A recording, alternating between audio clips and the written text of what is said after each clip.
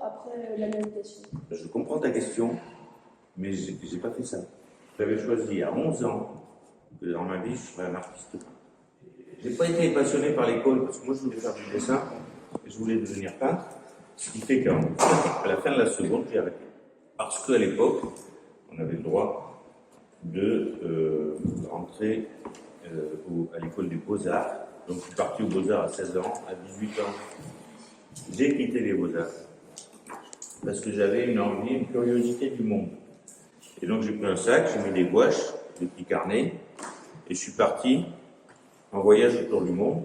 Et il y a un truc que je ne connaissais pas non plus, je ne connaissais pas le monde, mais je ne connaissais pas le monde de la mer, le monde de ceux qui vont en mer. J'avais lu des trucs sur les marins, sur les voyages maritimes, et je ne connaissais rien. Donc je suis allé dans les ports et j'ai fait du bateau stop, ça s'appelle. J'ai demandé au bateau, au skipper de l'époque, s'il pouvait m'amener, ou s'ils n'avaient pas besoin d'un marin. Et comme ça, je suis allé jusqu'aux Antilles. J'ai rencontré ce fameux Éric Tabarly, dont vous ignorez l'existence. C'était à l'époque le plus grand marin français. Il faisait des courses autour du monde. Moi, j'ai fait la course autour du monde avec lui, en équipage. Et dans cette période, ça a duré 2 ans et demi, que j'ai appris le métier de marin et que j'y ai pris goût, que j'ai vu que j'avais certaines dispositions quand même pour pratiquer ce métier. Et pendant quelques années, assez brèves, j'ai exercé ce métier de skipper, de marin. Moi-même, je suis devenu capitaine. Et j'ai arrêté le métier de marin pour reprendre mes pinceaux il y a très longtemps. J'ai arrêté quand j'ai rencontré le Vendée-Globe, le premier. Et là, je me suis dit, bon, c'est bon, j'ai fait ma carrière maritime, j'ai gagné la course la plus difficile au monde. Je peux m'arrêter maintenant, et puis voilà, j'ai repris mes pinceaux. J'ai souvent des portraits, c'était assez réaliste. C'était poétique, mais réaliste. Là, maintenant, dans cette exposition, je suis émerveillé par la biodiversité, et ça me donne des idées de couleurs, de formes et tout ça, qui ne sont pas forcément réalistes, qui essayent de montrer le merveilleux de notre habitat sur Terre. Est-ce que c'était compliqué de prendre sur le bord du bateau? C'est mon frère, moi j'étais à Tahiti, m'a envoyé des photos, plein de photos de cette petite fille, en disant c'est très bien sur la voile.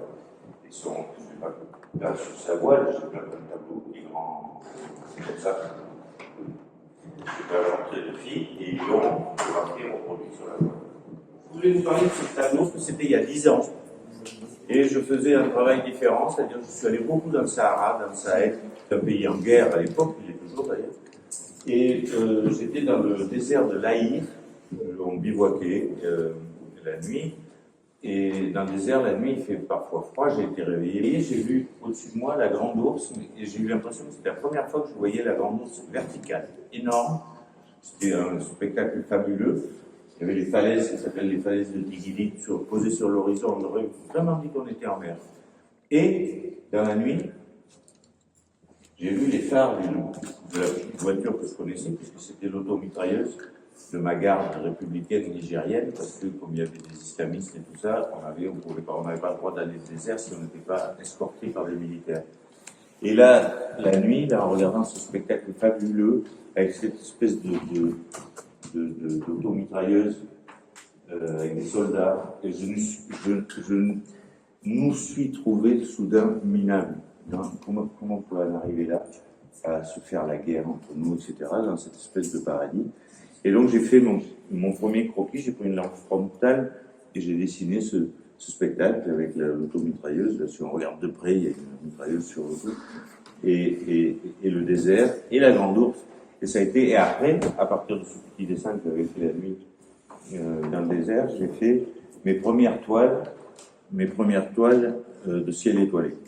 Et c'est de ça aussi qui est parti tout le reste du travail, parce que je me suis intéressé beaucoup au ciel à partir de là.